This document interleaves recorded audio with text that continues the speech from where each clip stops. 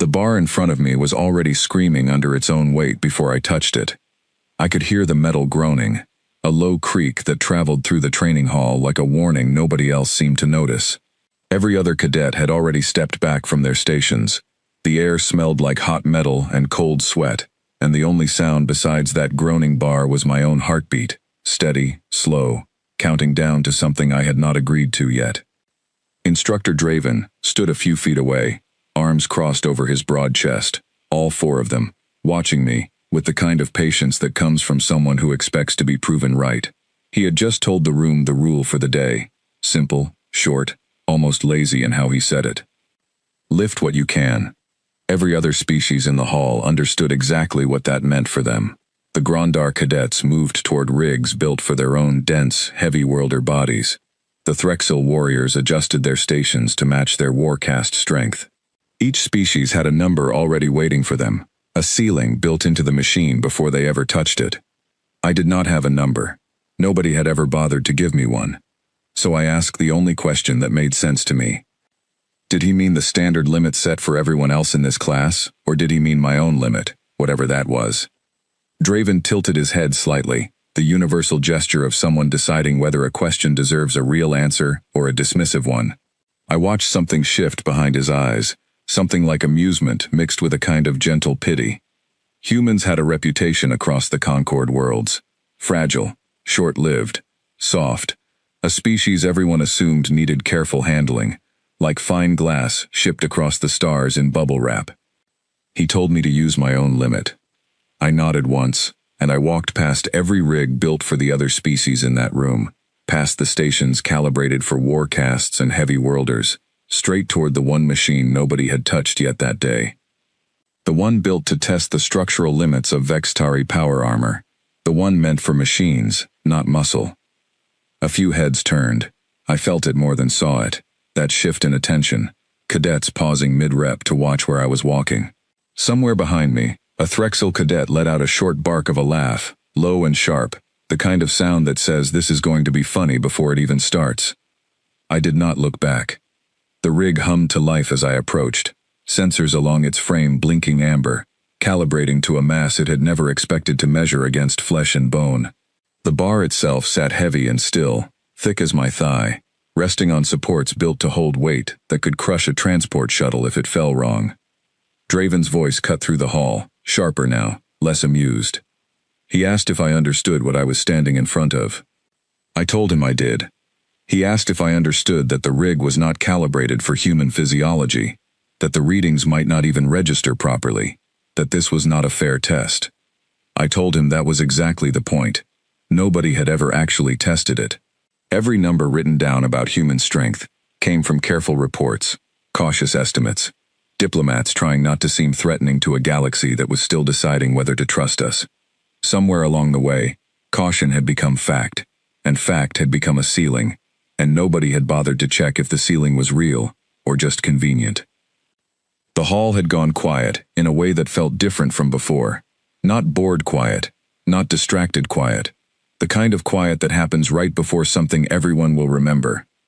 I planted my feet on the marked platform, feeling the cold metal grid beneath my boots. My hands found the bar, wrapping around cool metal ridges, designed for a grip wider than mine, for hands built for different purposes. The readout above the rig flickered, searching for a baseline, finding nothing useful in its records for a Terran body under this kind of load. A small warning light blinked on the console. Unknown parameters. Proceed with caution. I breathed in once. Slow, deliberate, the way I had been taught a long time ago.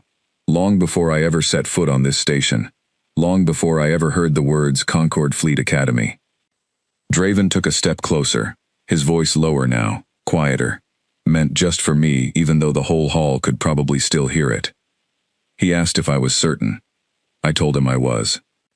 He asked one more time, and this time there was something almost careful in his voice, something that had not been there a few minutes earlier, when he assumed this would be a short, forgettable moment in an otherwise ordinary training day. I did not answer with words. I answered by beginning to lift. The bar rose an inch off its rest, and the groan of metal deepened into something closer to a warning growl. Somewhere behind me, I heard a chair scrape against the floor as someone stood up too fast. Somewhere else, a low murmur started, spreading through the room like a current finding its path. My arms burned almost immediately, a sharp, familiar heat that spread from my shoulders down through my forearms. This was not new to me. This was not even close to the hardest thing I had ever lifted. But nobody in this room knew that yet, and the not knowing was doing more work than the weight itself. The bar climbed another inch, then another, slow and steady, my breath matching the rhythm of the movement, in through the nose, out through clenched teeth. The sensors along the rig blinked faster now, numbers scrolling upward on the display, in a language of light and warning colors that most of the room could read far better than I could. Draven's arms had uncrossed. He was watching the display now instead of me, his expression shifting from amusement to something closer to concern, the kind of concern that comes when a routine exercise stops being routine. A Grandar cadet near the back, easily twice my height, had stopped his own set entirely to watch. I could feel his attention on me, heavy and skeptical, the look of someone waiting for the inevitable moment when the small, soft species finally hits its real limit and has to set the bar down, embarrassed, having proven exactly what everyone already assumed. I kept lifting. The bar reached waist height, and the entire rig shuddered, a deep mechanical shiver running through its frame as it recalculated load distribution in real time. The warning light on the console shifted from amber to a deeper, angrier orange. Somewhere inside the machine, servos whined under strain they had never been designed to manage from a source like me. I thought about the question I had asked at the very beginning, their limit, or mine. I had asked it honestly, without any drama, without any intention of making a scene. I had asked it because I genuinely did not know the answer, because nobody had ever bothered to find out, because every number written about my species had been drawn in pencil by people too polite or too careful to press hard enough to know if it was true. Draven had told me to use my own limit. I intended to find out exactly what that meant, in front of every cadet in this hall, in front of every species that had already decided, quietly and without ever saying it out loud, that humans were the soft ones, the fragile ones, the ones who needed to be handled gently. The bar reached chest height, and the room fell into a silence so complete I could hear my own pulse in my ears, steady and even, refusing to spike the way fear usually made it spike. This was not fear. This was focus, sharp and clean, the kind of focus that came from years of learning that limits were often just stories other people told you to keep you comfortable. Draven took another step forward, close enough now that I could see the tension in his own posture, forearms rigid at his sides, his eyes fixed on the display screen where numbers I could not fully interpret kept climbing past thresholds that clearly meant something important to him. He said my name, once, sharp, almost a warning. I did not stop. Somewhere in the crowd, someone whispered a question, low enough that I could not make out the words, but I understood the shape of it anyway. What is she doing? What is happening? Is this even possible?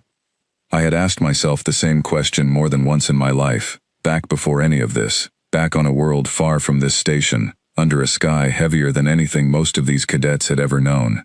I had asked myself that question the first time someone told me a weight was too much, that a task was beyond what my body could reasonably do, that there was a line I should not try to cross. I had crossed that line so many times that it stopped feeling like a line at all. It started feeling like a suggestion.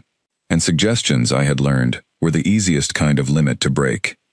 The bar reached shoulder height. The rig groaned one final time. A deep, resonant sound that seemed to come from somewhere deep inside the machine itself. Metal fighting against forces it had never been designed to hold from something as small and unremarkable as me. Draven's voice rose above the murmur of the crowd, sharp and urgent now, no longer amused, no longer patient. He called out for me to stop, to set the bar down, that the rig was reaching its structural threshold, that this was no longer about testing me, this was about the machine itself failing. I held the bar steady above my shoulders, arms trembling now with real effort, sweat gathering at my temples, my breath coming faster despite my best efforts to control it. The whole room seemed to hold its breath along with me, waiting to see what would happen next, waiting to see whether the small, soft, fragile species would finally hit the wall everyone had always assumed was there. I looked at Draven, and I asked him the same question I had asked at the very start of this exercise, the question that had brought me here in the first place, standing under a bar meant for machines, not for me. Did he mean their limit, or did he mean mine?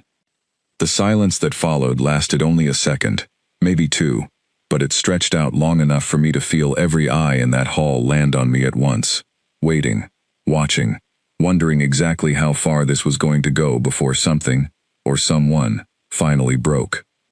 My arms did not answer him. My mind had already slipped somewhere else, somewhere far from that hall, even while my body stayed locked in place, holding a weight that should have been impossible.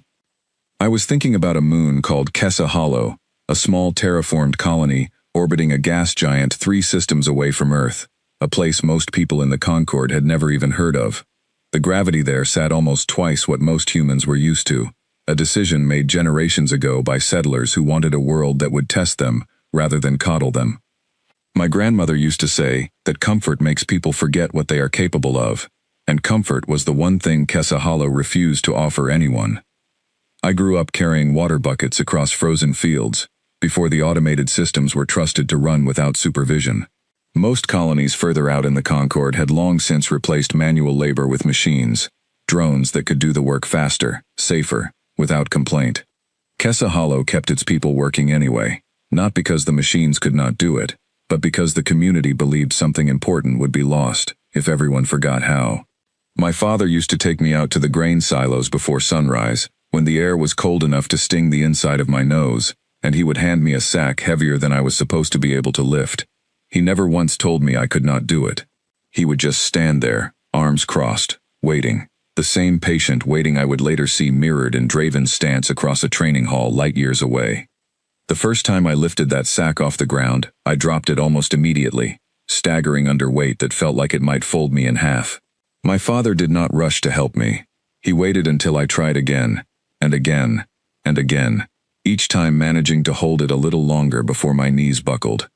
He told me something that day I never forgot. He said the sack was never going to get lighter. The only thing that could change was me. I thought about that lesson now, standing in a training hall built for species that had never known a childhood like mine, holding a bar meant to test armor rather than flesh, my shoulders burning with an ache that felt almost familiar, almost like coming home. Back on Kessa Hollow, by the time I was 12 years old, I could carry 2 full sacks of grain across the length of a field without stopping, my legs adjusted to gravity that would have flattened most visitors from lighter worlds within minutes of stepping off their shuttle. Nobody on that moon thought this was remarkable. It was simply what our bodies learned to do, because nobody had ever told us it should be difficult. The rest of the galaxy, though, had a very different picture of what humans were capable of. I learned this the first time I left Kessa Hollow at the age of 16, traveling to a training station near Earth itself for preliminary assessments before my formal enlistment into the Fleet Academy program. The medical scans there measured my strength against an average drawn from millions of humans across dozens of worlds, most of them living comfortable lives on gentler gravity, most of them never once asked to carry anything heavier than a grocery bag. The system flagged my results as unusual, then quietly adjusted them to fit within an expected range, assuming some kind of equipment malfunction, rather than considering the possibility that the baseline itself might be wrong. I remember asking the technician running the scan why my numbers had been changed. She told me, almost apologetically, that Terran physiological data followed strict diplomatic guidelines. Every measurement submitted to Concord records passed through several layers of review before publication, each layer designed to ensure human capabilities were never presented in a way that might appear threatening to other member species. At the time, I did not fully understand what that meant. It sounded reasonable enough, even considerate. A newer species, still finding its place among older, more established civilizations, choosing caution over confrontation. Humanity had only been part of the Concord for a handful of decades, still the youngest member by a wide margin, still carrying the memory of first contact and everything uncertain that came with it. It was only later, much later, that I understood what caution had quietly become over time. Every cautious report, every softened number, every careful omission, stacked one on top of the other across years of diplomatic paperwork, until an entire species had been reduced to a story instead of a fact. Soft, fragile, short-lived, harmless. Nobody had lied, exactly. They had simply never asked the right question, and over time, The absence of an answer had calcified into an assumption nobody thought to challenge. Standing there in the training hall, bar trembling above my shoulders, sweat sliding down the side of my face, I understood something I had not fully understood back on that assessment station, as a 16-year-old girl, staring at numbers that did not match her own memory of carrying grain sacks across frozen fields. The ceiling had never been real. It had only ever been convenient. My mother had a different way of putting it, back when I was younger. Back when I would come home from schooling on Kessa Hollow, complaining about visitors from other colonies, who assumed our way of life was backward, unnecessary, even cruel to make children work that hard. She would tell me that people only call something unnecessary when they have never needed it themselves. I thought about her voice now, steady and certain, the way it always was when she talked about the kind of strength that mattered most, the kind you built slowly, quietly, without anyone watching, so that when the moment finally came for someone to notice, there would be nothing left to prove, because the proof had already been living inside you the whole time. The bar shifted slightly in my grip, pulling my attention back fully into the present moment, back into the training hall, back into Draven's urgent voice calling out for me to set the weight down before the machine failed under a strain it had never been designed to hold.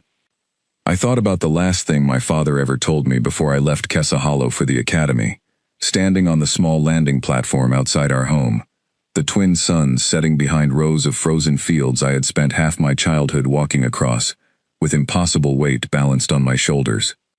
He told me that wherever I went, whatever new world or station or ship carried me next, I would eventually meet people who assumed they already knew my limits before I ever had the chance to show them otherwise. He told me not to argue with those assumptions. He told me to simply keep lifting until the assumption broke on its own. I had carried that advice with me through every step of academy training so far, through every polite, careful assumption made by instructors and fellow cadets alike, every time someone quietly adjusted their expectations downward the moment they learned I was Terran. I had let those assumptions stand, unchallenged, waiting patiently for the right moment to prove otherwise. This felt like that moment. The bar had reached shoulder height and stayed there, trembling slightly under the combined weight of my effort and the machine's own protesting servos. Around me, the hall remained locked in that same suspended silence, every cadet watching, waiting, wondering exactly how this would end. Draven's voice cut through my thoughts again, sharper now, edged with something that sounded almost like real worry, rather than simple professional concern. He told me the rig's sensors were reading well beyond any calibrated safety threshold, that continuing might result in equipment failure severe enough to cause harm, that this was no longer a demonstration of strength but a genuine risk. I understood the warning. I respected it. But I also understood something he did not yet fully grasp, something none of the observers scattered across that hall could possibly know, without ever having grown up under skies heavier than their own, without ever having carried impossible weight across frozen fields, simply because a community believed forgetting how to struggle meant forgetting something important about being alive. I was not testing the rig's limit.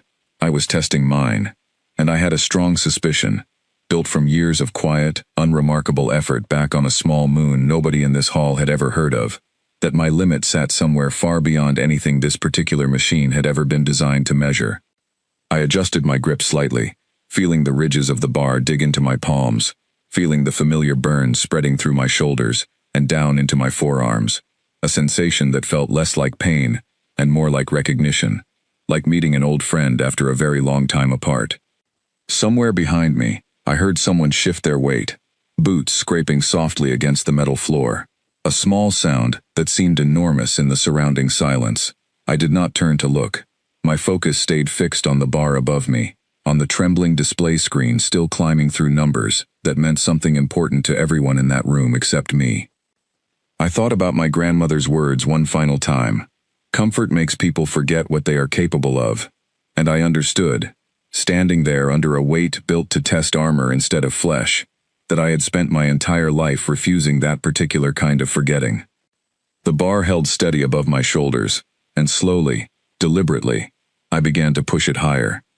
The bar rose past my shoulders, and the rig responded with a sound I had not heard from it before, a deep mechanical shudder that traveled up through the frame and into the platform beneath my boots. Sparks flickered briefly along one of the support struts, A tiny flash of orange light gone almost as quickly as it appeared, but enough to draw a sharp gasp from somewhere in the crowd behind me. Draven moved fast for someone his size, closing the distance between us in only a few strides, one of his 4 hands raised toward the emergency shutdown panel mounted beside the rig. I caught the motion out of the corner of my eye and made a decision in half a second, shifting my stance just enough to keep the bar balanced while I spoke, my voice steadier than I expected given the strain running through my entire body. I asked him to wait. He froze, hand hovering over the panel, his expression caught somewhere between professional duty and genuine curiosity, the same conflict I imagine every instructor feels when a routine lesson threatens to become something far more significant than anyone planned for that morning.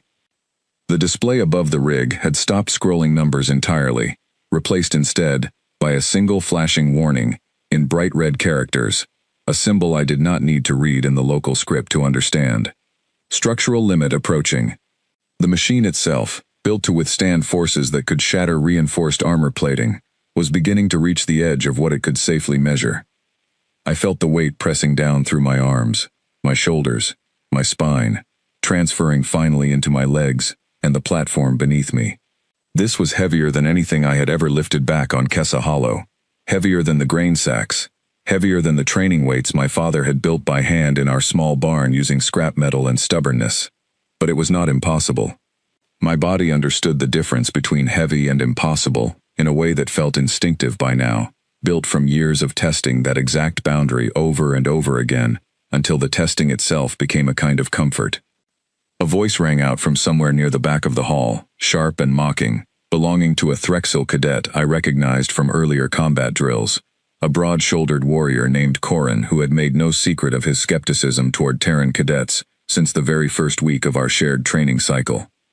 He called out that this had to be some kind of trick, that the rig's sensors must be malfunctioning, that no creature built like me could possibly be doing what the display seemed to suggest.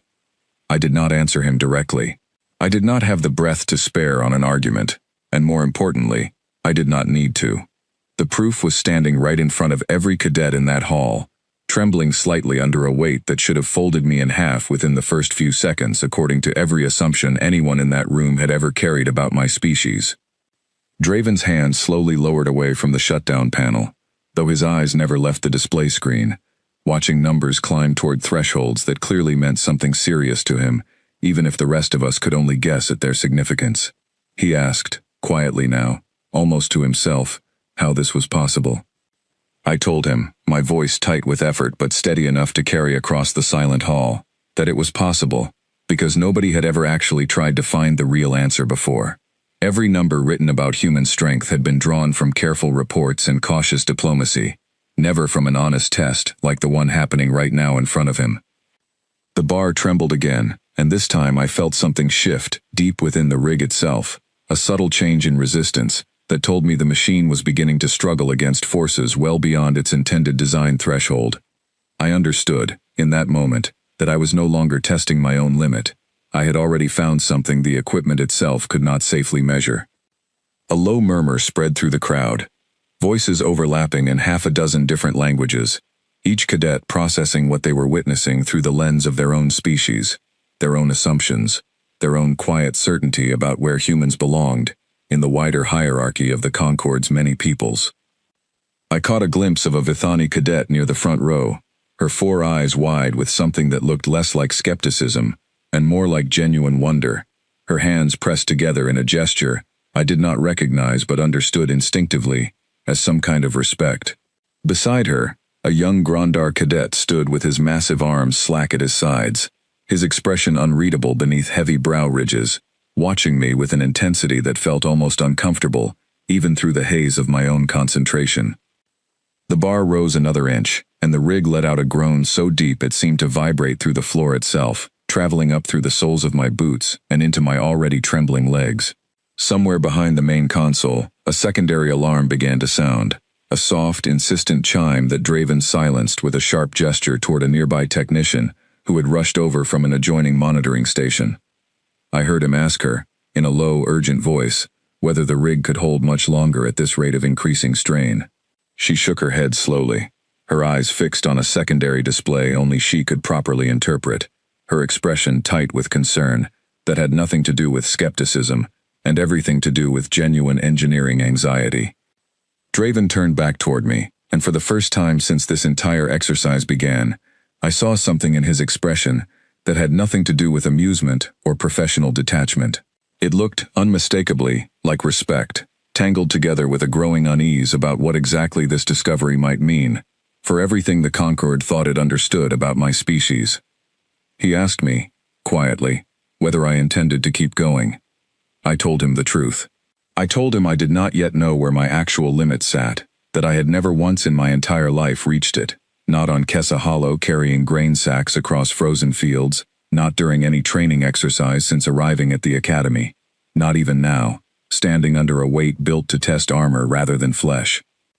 The admission seemed to land heavier on the room than the bar itself, a silence following it that felt different from every silence before, thick with the weight of an idea nobody in that hall had ever seriously considered. What if the ceiling everyone assumed existed for my species simply was not there at all?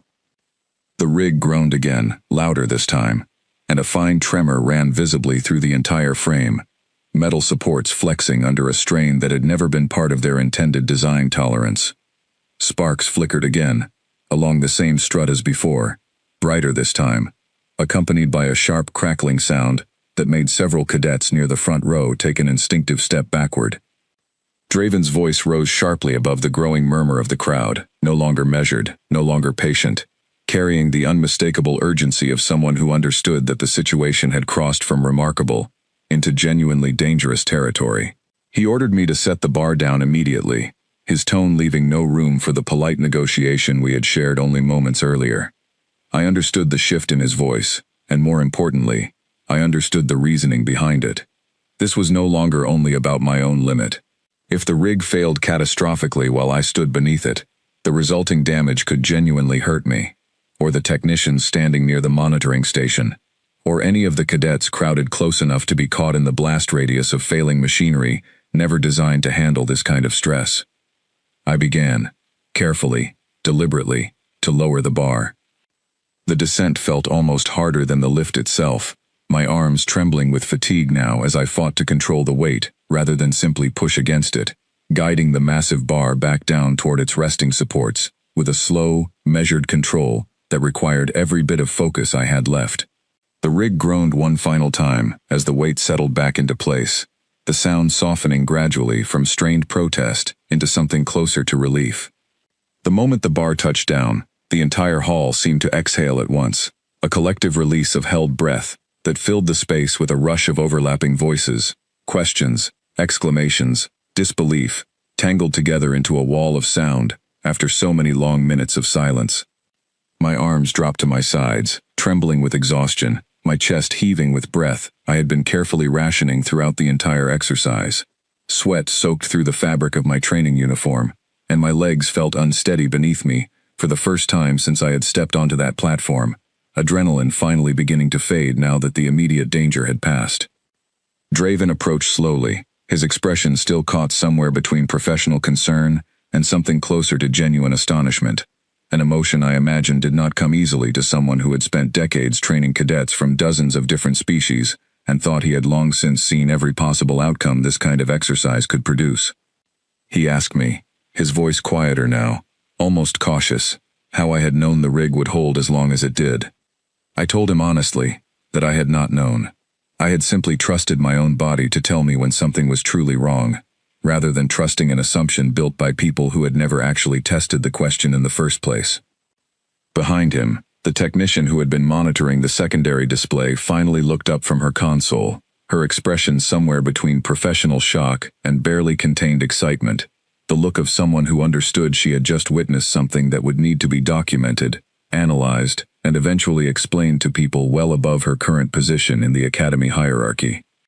She told Draven, her voice carrying easily across the now quieting hall, that the rig had registered a final load reading well beyond anything previously recorded for any Terran cadet in the entire history of the Academy's physical assessment program. In fact, she added, the reading exceeded published baseline figures for several species long assumed to be among the strongest in the Concord, including both the Grondar and the Threxil warcast.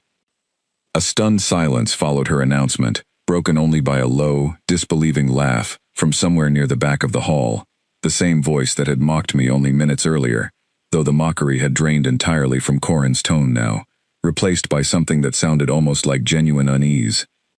I looked around the hall slowly, taking in the faces surrounding me, dozens of cadets from a dozen different worlds, each one processing what they had just witnessed through the particular lens of their own species, their own assumptions, their own quiet certainty about where humans belonged among the many peoples of the Concord. Some of those faces held open admiration, wide-eyed and unguarded. Others held something closer to suspicion, as though searching for the trick they were certain must be hiding somewhere behind what they had just seen. A few, like the Vithani cadet near the front row, simply stared at me, with an expression I could only describe as quiet recalculation, the visible process of someone updating an entire framework of assumptions in real time.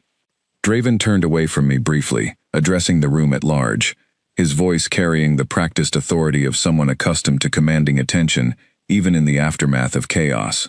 He announced that today's session had concluded, that all recorded data would be reviewed formally before any official statements could be made, and that every cadet present was expected to treat the results of this particular exercise with appropriate discretion until further notice.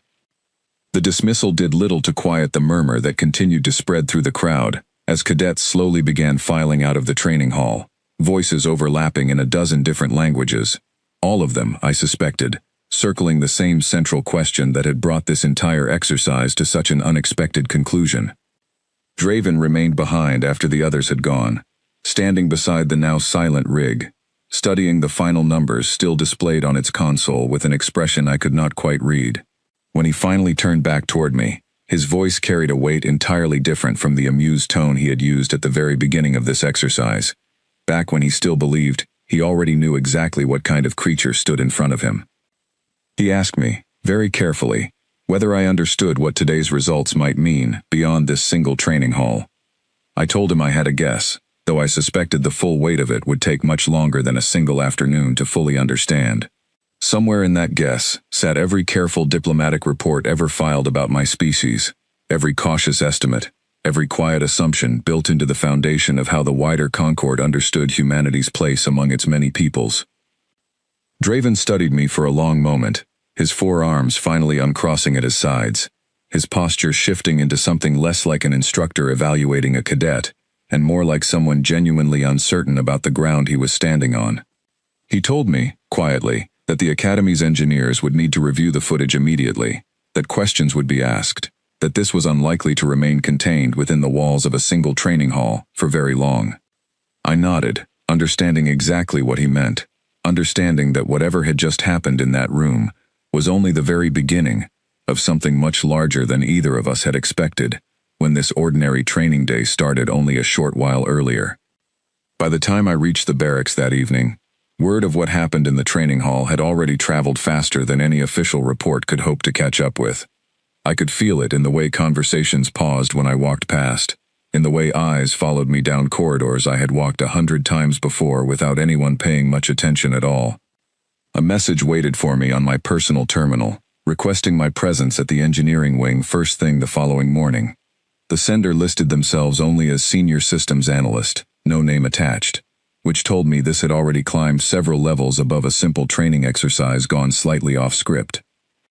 I did not sleep much that night, not because I doubted what I had done, but because I understood, lying there staring at the ceiling of my small quarters, that I had pulled a thread loose from something much larger than myself, and there was no telling yet how far the unraveling might spread. The engineering wing occupied a separate section of the Academy station, accessible through a series of secured corridors most cadets rarely had reason to visit. When I arrived the next morning, I found 3 technicians already gathered around a wide display screen, replaying footage from the previous day's exercise in slow, careful segments, pausing frequently to point out specific frames to one another in low, urgent voices. The senior analyst, a quiet, precise woman named Odalise with pale gray eyes, and the kind of stillness that suggested she rarely wasted movement on anything unnecessary, gestured for me to sit across from her at a narrow console. She did not waste time with pleasantries. She told me the rig's final recorded load measurement exceeded every previously documented figure for Terran physical capability, by a margin so large that her initial assumption had been equipment malfunction. After running 3 separate diagnostic checks overnight, however, the equipment had been cleared. The numbers were real. I asked her what that meant for the Academy's existing records. She explained, choosing her words with obvious care, that every physiological baseline used to design training programs, safety protocols, and even basic equipment specifications for Terran cadets had been built from data submitted decades earlier by human diplomatic offices during humanity's earliest years within the Concord. Those figures, she said, had never been meaningfully challenged since, largely because no instructor or engineer had ever seen a reason to question them. She paused, before adding something that stuck with me long after I left that room. She said the truly unsettling part was not that the old numbers had been wrong. It was that nobody, in all those years, had ever bothered to ask whether they might be. I left the engineering wing with more questions than I had walked in with, and very few answers waiting for me anywhere close by. The confrontation I had been quietly expecting since the previous afternoon finally caught up with me outside the mess hall later that day.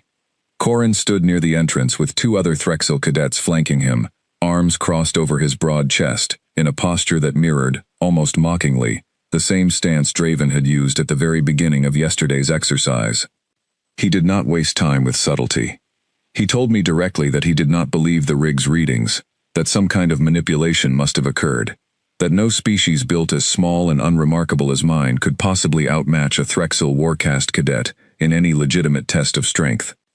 I told him I understood his skepticism, that I had felt something similar myself the first time I saw how my own species' numbers had been quietly softened over the years by careful diplomatic reporting. But I also told him that skepticism was not the same as evidence, and the only way to settle a disagreement like this honestly was through another test, one neither of us could argue with afterward. Corin's expression shifted slightly at that, surprise flickering briefly across features otherwise carved from stubborn pride.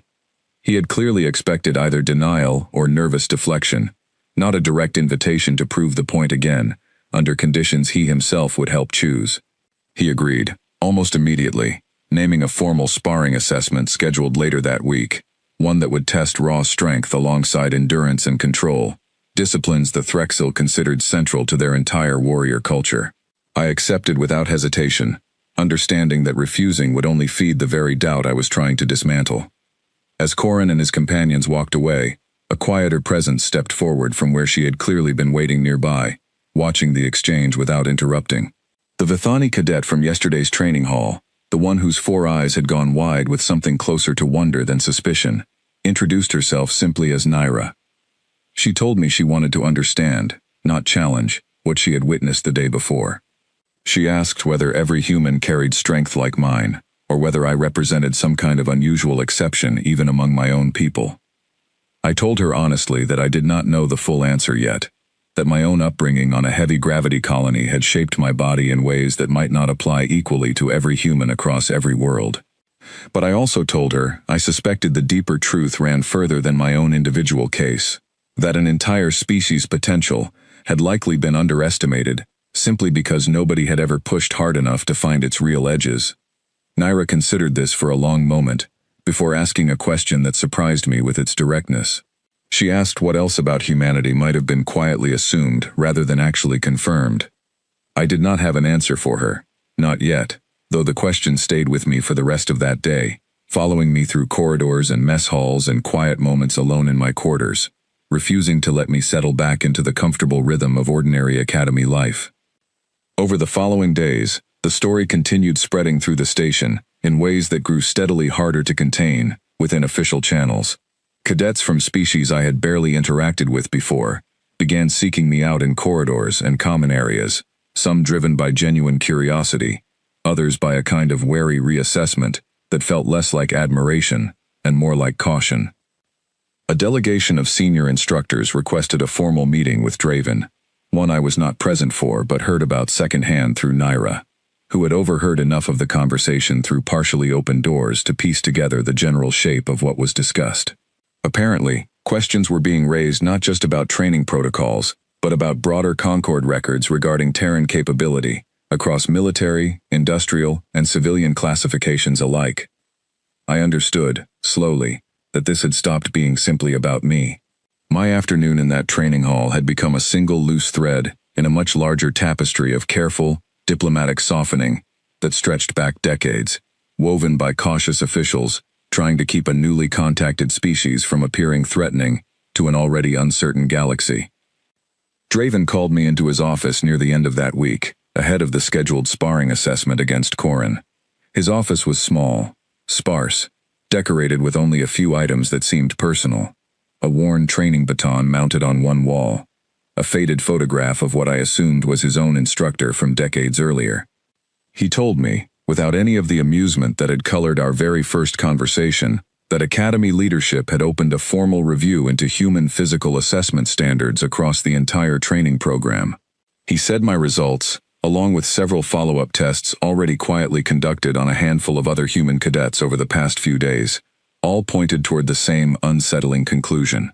The old numbers were not simply outdated. They had likely never been accurate at all. I asked him what would happen next. He admitted he did not fully know yet. Changes of this scale rarely moved quickly through an institution as large and cautious as the Concord Fleet Academy, especially when they touched on something as politically sensitive as how member species measured and compared their own physical capabilities against one another. He also told me something that surprised me, an admission that felt unusually candid coming from someone in his position. He said that in all his years training cadets from dozens of different species, he had never once seriously questioned the baseline figures given to him for Terran physiology. He had simply accepted them, the same way everyone else had, because questioning them had never seemed necessary until now. I told him that was, in many ways, exactly the problem. An assumption left unchallenged for long enough eventually stops looking like an assumption at all. It starts looking like fact, simply because nobody remembers there was ever a question in the first place.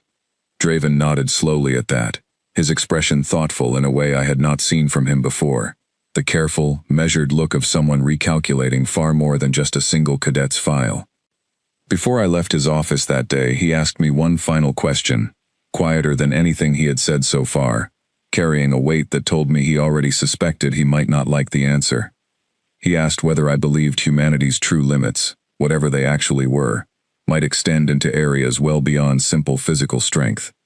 I told him I did not know for certain, but I also told him that if an entire species could remain unaware of its own physical capabilities for decades, simply because nobody had bothered to ask the right question, it seemed reasonable to wonder what other quiet assumptions might be sitting unexamined, waiting for someone to finally push hard enough to find out. He did not respond right away.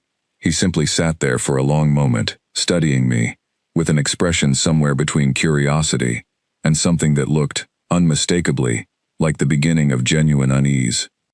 The sparring hall felt different on the day of the assessment against Corin, charged with an anticipation that had nothing to do with the routine drills usually scheduled in that space. Word had spread far beyond our immediate training cohort, and by the time I arrived, the observation gallery above the main floor was already crowded with cadets and instructors from across the academy, far more than I had expected for what officially remained a standard evaluation. Corin waited near the center of the mat, stripped down to basic training gear, his expression carrying none of the earlier mockery I remembered from our exchange outside the mess hall. In its place sat something closer to focused determination, the look of someone who understood this, had stopped being about proving me wrong, and had become, instead, about understanding exactly where he himself stood.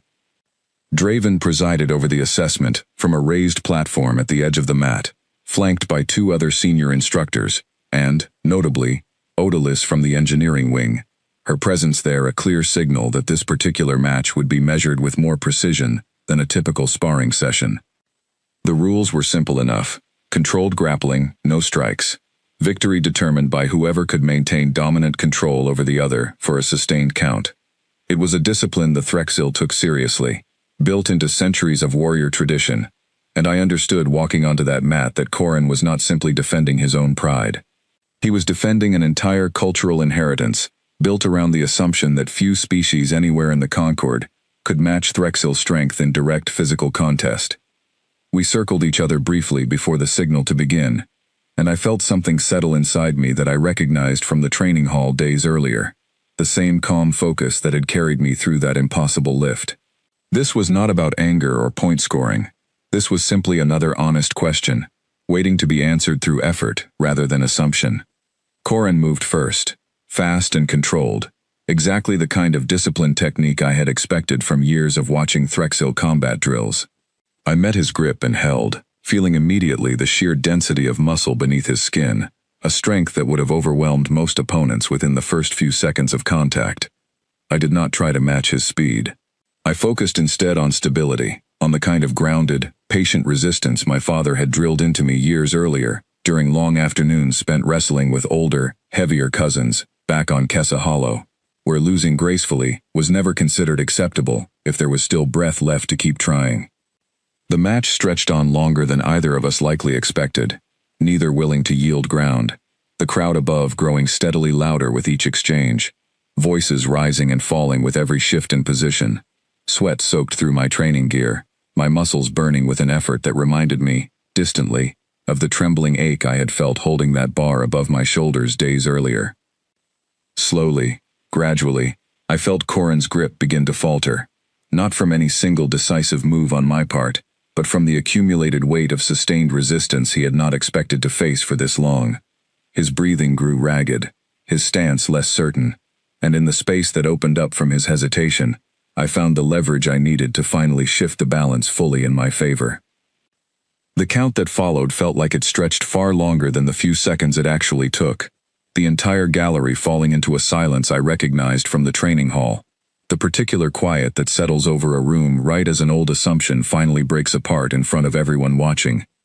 When the match ended, Corin did not immediately pull away in anger or denial the way I might have expected only a week earlier. Instead, he remained still for a long moment, breathing hard, studying me, with an expression that had shifted entirely from the skepticism he carried into this match. He offered his hand, a gesture I understood carried real weight within Threxil warrior culture, an acknowledgement rarely extended without genuine respect behind it. He told me, quietly, that he had been wrong to assume my earlier results were some kind of trick. He said watching numbers on a display screen was one thing, but feeling the truth of it directly, through his own effort and his own exhaustion, left no room left for doubt. I told him I understood exactly how difficult that kind of realization could be, having spent much of my own life quietly absorbing assumptions about my species that I had never fully questioned, until circumstances forced me to look closer. We stood there for a moment, two cadets from vastly different worlds, finding an unexpected kind of understanding in the aftermath of a contest neither of us had entered lightly. News of the sparring match spread even faster than the original training hall exercise had, compounding the pressure already building around the Academy's ongoing review of Terran physiological standards. Within days, formal notices began circulating through official channels, announcing a comprehensive recalibration of physical assessment protocols for all human cadets across every Concord training facility, not just our own station. The implications rippled outward far beyond simple training exercises.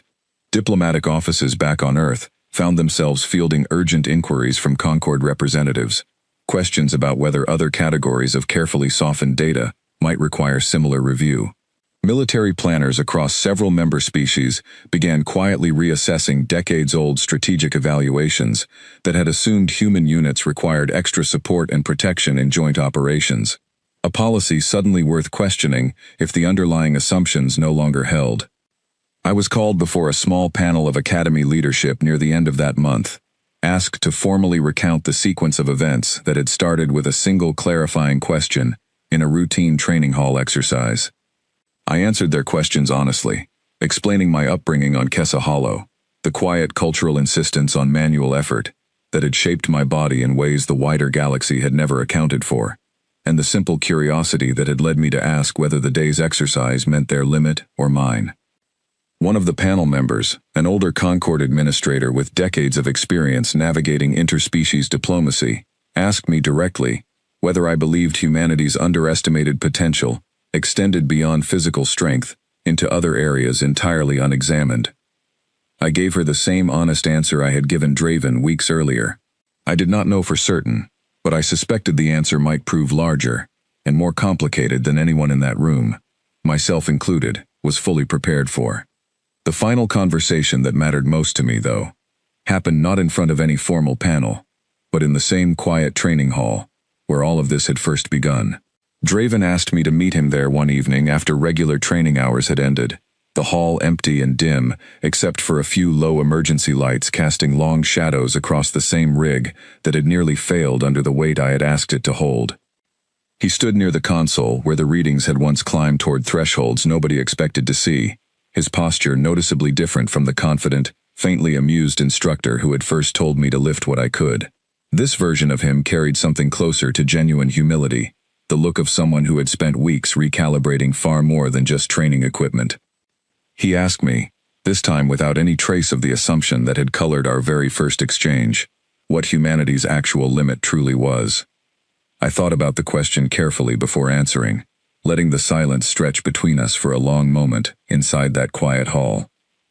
I thought about my father handing me a sack of grain heavier than I was supposed to be able to carry, about my grandmother's quiet certainty that comfort erases capability, about every careful diplomatic report that had spent decades softening an entire species into something smaller and safer than the truth ever actually was. I told him the truth, the only honest answer I had. We did not know yet. Nobody had ever let us find out. Draven studied me for a long moment after I spoke, his expression unreadable in the dim emergency lighting, though I thought I caught something behind his eyes that looked less like simple curiosity and more like quiet, careful concern, the particular unease that comes from realizing an old, comfortable picture of the galaxy had just grown considerably less certain. Neither of us said anything else for a while. We simply stood there together in that empty training hall, beside the same machine that had nearly failed under a weight nobody expected me to carry, both of us aware that whatever came next, for me, for the Academy, and for an entire species quietly stepping out from beneath decades of careful assumption, had only just begun.